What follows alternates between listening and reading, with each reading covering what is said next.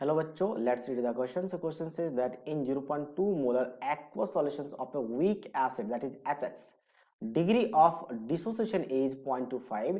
The freezing point of the solutions will be nearest to, where the K value is given 1.86 Kelvin kg per mole. Aqueous solution का मतलब क्या? Water है।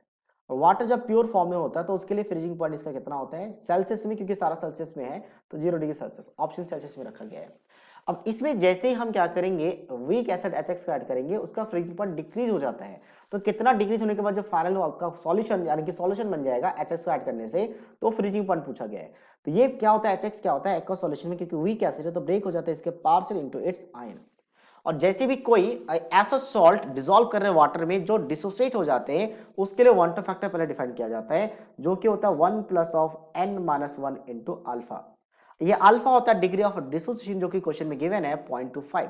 ये given है 0.25, जिसको लिखा जा सकता है 1/4। अच्छा, यहां से n क्या है? Number of ions after dissociation. कितना आयंस बन रहे हैं? 2, तो n हो जाएगा 2। तो यहाँ पे 2 रखेंगे, 2 - 1, तो ये बन गया 1 प्लस ऑफ अल्फा। और अल्फा का वैल्यू कितना? 1/4 है, तो 1/4 रखेंगे तो ये बन जाएगा 5/4 या 1.25 कह सकते हैं। अब वाटर फैक्टर आ चुका है।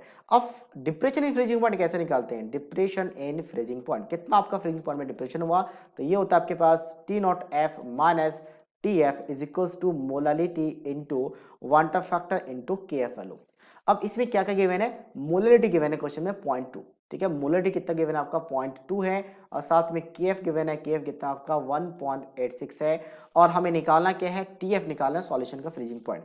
ये सॉल्वेंट का फ्रीजिंग पॉइंट है जो कि 0 डिग्री सेल्सियस है, माइनस TF जो कि निकालना है। मोलरिटी कितना? 0.2 है। क्वांटम फैक्टर कितना निकालेगा? 5/4। और ये कितना आ जाएगा आपके पास? 1.86। तो अब इसे कैलकुलेट कर लेते हैं। इसे कैलकुलेट करने के बाद वैल्यू कितना आ जाता है? That is equals to 0.465 degree Celsius.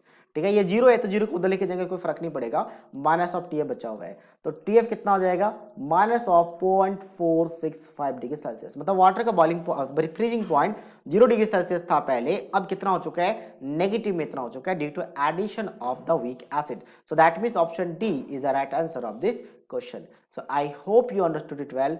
All the best.